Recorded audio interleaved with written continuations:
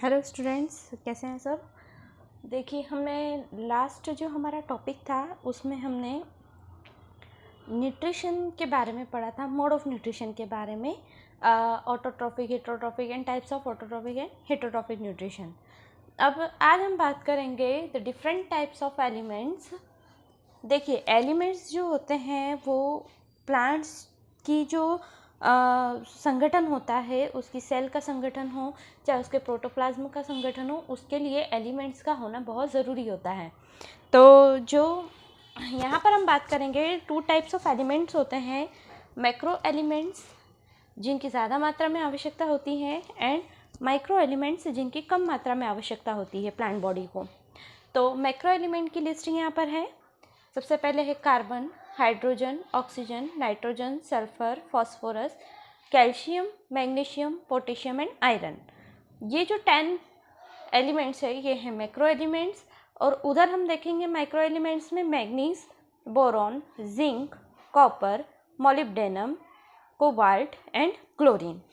तो ये जो हमारे एलिमेंट्स है, अब हम इनके बारे में डिटेल्स पढ़ेंगे कि ये जो एलिमेंट्स है इनका क्या रोल होता है प्लांट बॉडी में और इनकी डिफिशियंसी अगर होती है तो उससे क्या इफेक्ट पड़ता है। तो मैक्रो एलिमेंट्स में हमारा फर्स्ट एलिमेंट है विच इज़ कार्बन, सिंबल है C।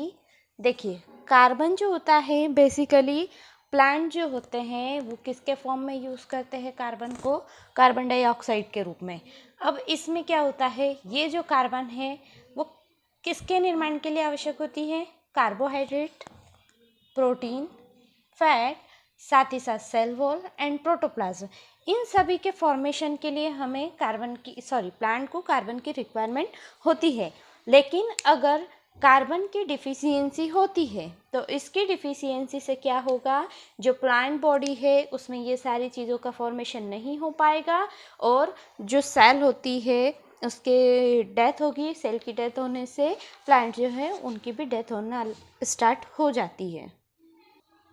सेकंड है मैक्रो एलिमेंट्स हाइड्रोजन। हाइड्रोजन जो होता है वो इसका मेन सोर्स होता है वाटर। अगर प्लांट्स को हाइड्रोजन नहीं मिलेगा तो क्या होगा, ऑलमोस्ट प्लांट में वाटर की भी कमी होगी, हाइड्रोजन की भी कमी होगी और उसके कारण उसकी जो ग्रोथ है वो क्या होगी, कंप्लीटली नहीं होगी या रुक जाएगी। थर्ड है oxygen. Oxygen basically air plus water दोनों से ही मिलती है ऑक्सीजन प्लांट्स को। अगर ऑक्सीजन की कमी होती है, प्लांट्स की सारी जो एक्टिविटीज़ होती है जैसे कार्बोहाइड्रेट्स या प्रोटोप्लाज्म का फॉर्मेशन है या उसकी जो मेटाबॉलिक एक्टिविटी है, उनके लिए ऑक्सीजन की रिक्वायरमेंट लगती है। लेकिन अगर ऑक्सीजन की डिफिशियंसी हुई तो ये सारी एक्टिविटी स्टॉप हो जाएगी और प्लांट जो है उसकी कंप्लीटली उसकी ग्रोथ रुकेगी और उसकी डेथ होने लगेगी। नेक्स्ट है हमारा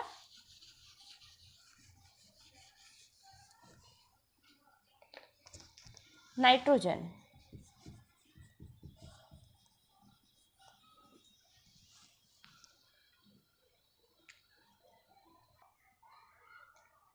नेक्स्ट है फोर्थ नाइट्रोजन। देखिए, एटमॉस्फेयर में जो नाइट्रोजन का परसेंटेज होता है वो होता है 78%। लेकिन जो प्लांट होते हैं वो डायरेक्टली नाइट्रोजन को यूज़ नहीं करते, इसके लिए नाइट्रोजन फिक्सेशन की आवश्यकता होती है। जो स्पेशल टाइप्स के बैक्टीरिया होते हैं नाइट्रोजन फिक्सिंग बैक्टीरिया, जैसे नाइट्रोसोमोनास, नाइट्रोबैक्टर, ये सभी नाइट्रोजन को फिक्स करते हैं, देन इसके बाद में प्लांट उसे यूज़ करते हैं। नाइट्रोजन जो होता है वो alkaloids, purine and pyrimidines, it's a part of DNA. तो इनका फॉर्मेशन करने में, अमीनो एसिड्स का फॉर्मेशन करने में, विटामिन्स का फॉर्मेशन करने में, सभी का फॉर्मेशन करने में हमें जो प्लांट होते हैं उन्हें नाइट्रोजन की रिक्वायरमेंट होती है। और साथ ही साथ जो मेटाबॉलिक एक्टिविटीज़ होती हैं उनमें भी नाइट्रोजन की आवश्यकता होती है। लेकिन अगर नाइट्रोजन की डिफिशियंसी होती है तो ये सारी चीज़ें हैं, इनका फॉर्मेशन नहीं होगा। साथ ही साथ जो प्लांट्स है उसकी लीफ जो होती हैं वो भी कैसे होने लग जाएगी, येलो यानी पीली पड़ने लगेगी। इसके बाद में जो पौधों की वृद्धि होती है वो क्या होती है, धीरे धीरे रुक जाती है या कम हो जाती है, और सेल का डिवीज़न भी नहीं हो पाता है, और जो फ्लावरिंग की प्रोसेस है, जो पुष्पन की प्रक्रिया है, वो भी देरी से होने लगती है। नेक्स्ट है हमारा सल्फ़र। सल्फ़र या इसे गंधक भी कहते हैं हिंदी में। सल्फ़र जो होता है उसे प्लांट सल्फेट आयन डायरेक्टली नहीं यूज़ करेंगे, सल्फेट आयन के रूप में यूज़ करते हैं। और ये जो सल्फ़र होता है वो मेथियोनिन और सिस्टीन, ये दोनों जो एमिनो एसिड्स होते हैं, इन दोनों के फॉर्मेशन में सल्फ़र मदद करता है, या सल्फ़र इसका कंपोनेंट होता है। साथ ही साथ जो फलीदार पौधे होते हैं, लेग्यूम्स जिनमें होता है, वो उन पौधों में रूट नोड्यूल्स जो होती हैं, नोड्यूल फॉर्मेशन का काम करता है। साथ ही साथ जैसे जो प्याज होता है, अनियन होता है या गार्लिक होता है, उसकी जो पंजेंट स्मेल आती है वो इसी के कारण आती है, सल्फ़र के कारण। अगर सल्फ़र की कमी होगी तो प्लांट्स जो होते हैं इनमें क्लोरोसिस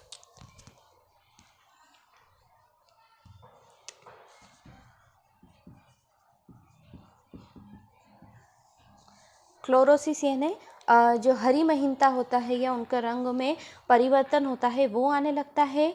लेग्यूम्स के जो पौधे होते हैं उनमें रूट नोड्यूल का फॉर्मेशन नहीं होगा, और साथ ही साथ जो रूट सिस्टम होता है उसका भी जो डेवलपमेंट नहीं हो पाता है अच्छे से। नेक्स्ट है हमारा फॉस्फोरस। फॉस्फोरस जो होता है वो भी डायरेक्टली यूज़ नहीं किया जाता है, इसे भी फॉस्फेट आयन के रूप में यूज़ किया जाता है।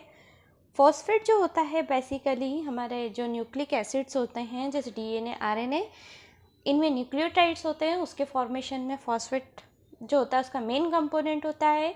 और साथ ही साथ ये एनर्जी मॉलिक्यूल्स जो होते हैं like ADP, MP, ATP, NADPH and GDP, इनके भी मेन कंपोनेंट होता है फॉस्फोरस।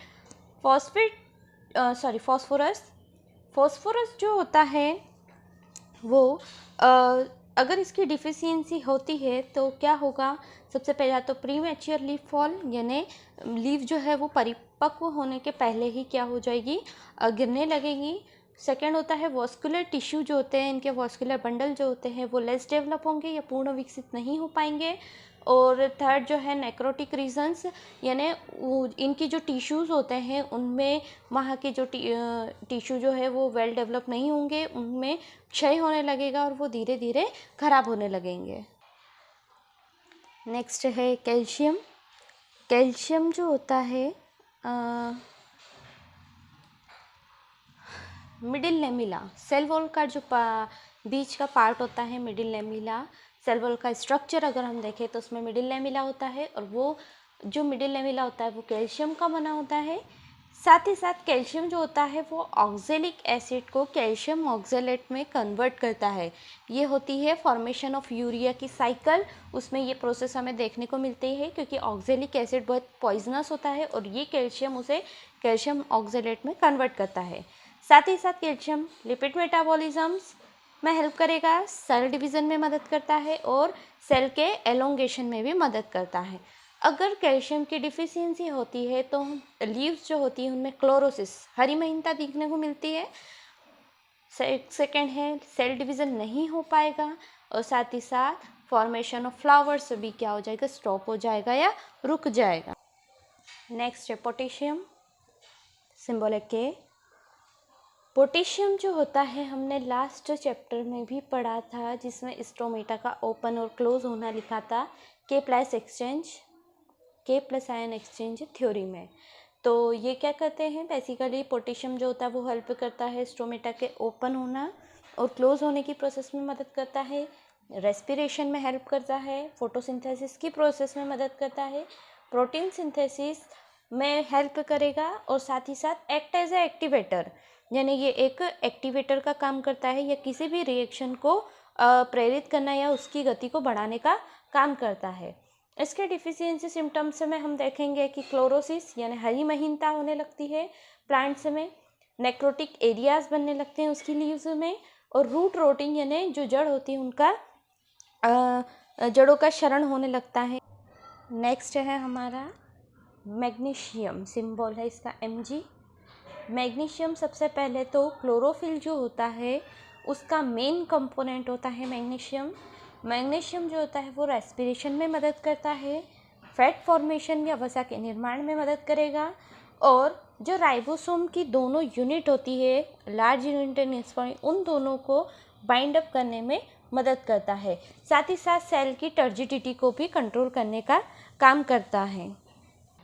अगर मैग्नीशियम की कमी होती है या इसकी डिफिशियंसी होती है तो सबसे पहले होता है कि जो क्लोरोफिल है उसका फॉर्मेशन नहीं होगा। साथ ही साथ इसमें क्लोरोसिस देखने को मिलेगा, हरी महीनता देखने को मिलेगी प्लांट्स में, और नेक्रोसिस होगा यानी ऊतक का क्षरण होने लगेगा, और इसकी जो लीफ है उसके जो किनारे हैं वो भी ऊपर की तरफ मुड़ने लगते हैं। नेक्स्ट है आयरन, सिंबल है Fe। आयरन जो होता है वो भी क्लोरोफिल का मेन कंपोनेंट तो होता है। साथ ही साथ आयरन जो है वो पोरफायरिन प्रोटीन्स जो होते हैं जैसे साइटोक्रोम, पेरोक्सीडेज, कैटेलेस, इनका भी मेन कंपोनेंट होता है। इसके बाद जो आयरन है वो साइटोक्रोम सिस्टम होता है उसमें, और साथ ही साथ इलेक्ट्रॉन ट्रांसफ़र सिस्टम जो होता है उनमें पार्ट करने वाले फेराडॉक्सिन का भी मेन कंपोनेंट होता है आयरन।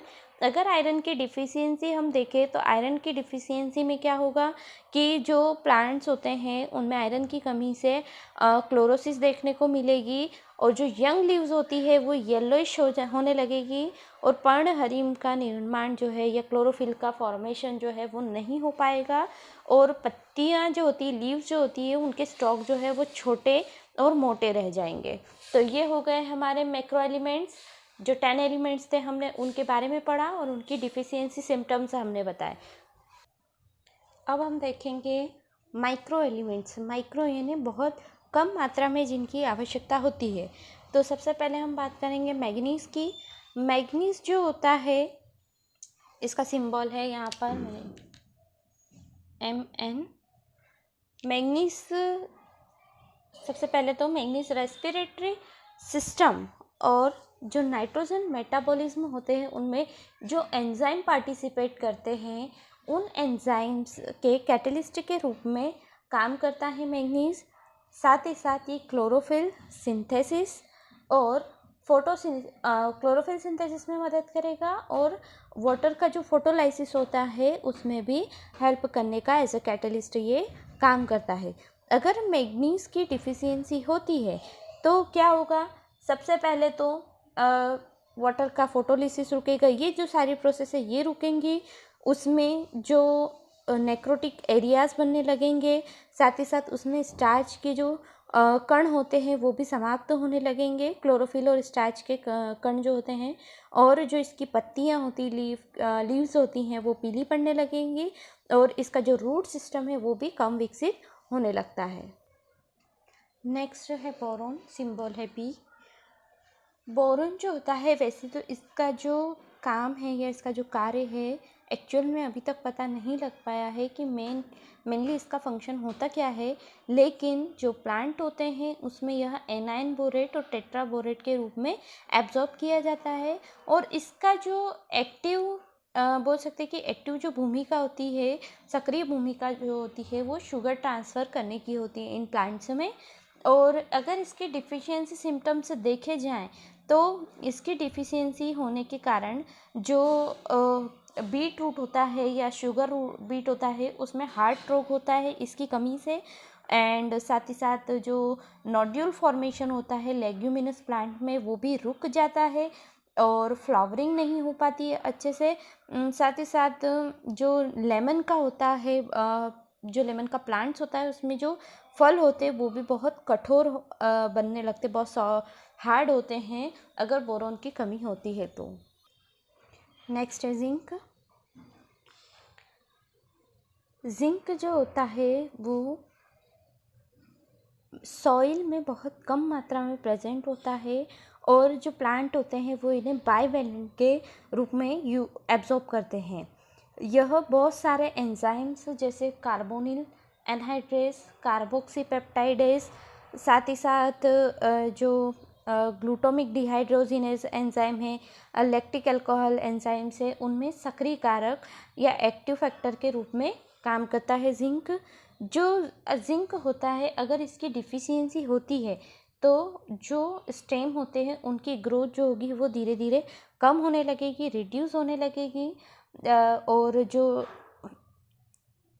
लीफ होती है वो विकृत होने लगेगी या डिस्टॉर्टेड होने लगेगी।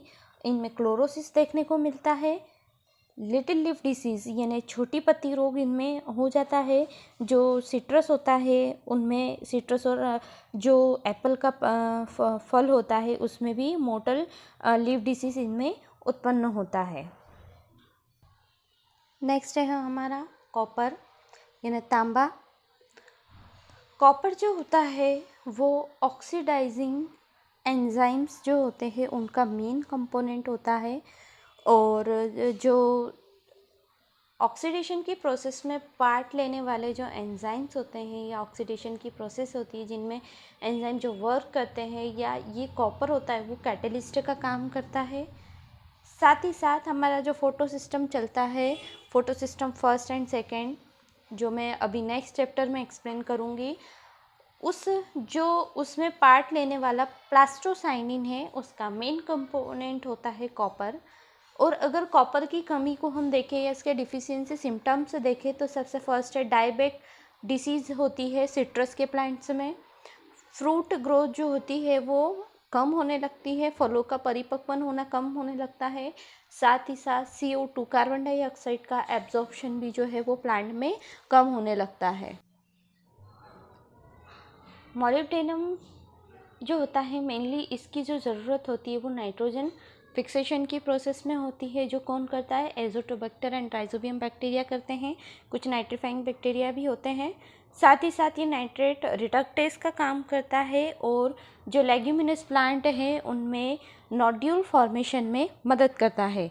अगर इसकी डिफिशियंसी देखी जाए तो सबसे पहले हम बात करेंगे कि प्लांट में जो होता है वो क्लोरोसिस होता है। इसकी कमी से क्लोरोसिस यानी जो हरी महिंता की डिसीज़ होती है वो, और इसके बाद में लेग्यूम्स जो है उनका formation, nodule formation leguminous plant में रुक जाता है, और इनमें ऊतकक्षयी यानी कि जो हमारा देख सकते हैं कि नेक्रोटिक एरियाज़ इनमें बनने लगते हैं। साथ ही साथ जो गोभी और अन्य या दूसरे क्रूसीफर्स के जो प्लांट होते हैं उनमें विप्टेल डिसीज़ इस तत्व की कमी के कारण होती है। नेक्स्ट है कोबाल्ट। कोबाल्ट जो होता है वो नाइट्रोजन मेटाबॉलिज्म में हेल्प करने का काम करता है। साथ ही साथ ये विटामिन B12 का मेन कंपोनेंट होता है। विटामिन B12 साइनोकोबालामाइन भी बोलते हैं उसे। और अगर इसकी कमी होती है कोबाल्ट की तो सबसे पहले तो ये देखेंगे कि क्योंकि यह नाइट्रोजन मेटाबॉलिज्म पर कंट्रोल करता है तो क्या होगा कि अगर नाइट्रोजन मेटाबॉलिज्म नहीं हो पाता है तो प्लांट्स जो होते हैं उनमें नाइट्रोजन की ऑब्वियसली कमी होने लगेगी, और ये जो नाइट्रोजन की अगर डिफिशियंसी हुई तो कोबाल्ट की कमी से भी वही सिम्टम्स देखने को मिलते हैं जो कि नाइट्रोजन की कमी से देखने को मिलते हैं हमें। हमारा लास्ट जो माइक्रो एलिमेंट्स है वो है क्लोरीन। क्लोरीन जो होता है सबसे पहले तो वो क्लोराइड आयंस के फॉर्म में प्लांट एब्जॉर्ब करते हैं। साथ ही साथ बहुत सारे साइंटिस्ट के मत के हिसाब से या उनके सजेशन के हिसाब से जो क्लोरीन होता है वो पिगमेंट सिस्टम सेकेंड जो है वो फोटोसिंथेसिस में होता है। उसमें पिगमेंट सिस्टम सेकेंड का ये बहुत मेन पार्ट होता है। और साथ ही साथ ये जो फोटो ऑक्सीडाइजिंग क्लोरोफिल तथा इलेक्ट्रॉन के स्थानांतरण में जो क्लोराइड आयंस की आवश्यकता होती है वो हमारा क्लोरीन के थ्रू ही होती है। क्लोरीन से ही वो आयंस मिलते हैं। इसके अतिरिक्त ये जो है वो आयंस के संतुलन को भी क्या मेंटेन रखने का काम करता है। अब इसकी डिफिशियंसी सिम्टम्स हम देखें तो सबसे फर्स्ट है लीफ विल्टेड, पत्तियां मुरझा जाती हैं। रूट जो है वो बहुत स्मॉल और साइज़ में बहुत स्मॉल रहेगी और थिक रहेगी। साथ ही साथ फ्रूट्स का साइज़ जो भी है वो भी बहुत ज़्यादा छोटा होने लगेगा। और प्रकाश संश्लेषण या फोटोसिंथेसिस की जो रेट है और या उसकी वृद्धि की दर जो है उसमें धीरे धीरे कमी आने लगेगी। तो यहाँ पे हमारे दोनों टाइप के एलिमेंट्स हुए हैं, मैक्रो एलिमेंट्स जिनमें हमने 10 एलिमेंट्स पढ़े, माइक्रो एलिमेंट्स जिनमें हमने टोटल 7 एलिमेंट्स पढ़े। सबके फंक्शंस क्या है और उनके डिफिशियंसी सिम्टम्स क्या है। तो ये आज का हमारा टॉपिक यहीं पर हम समाप्त करते हैं, फिनिश करते हैं। Thank you very much.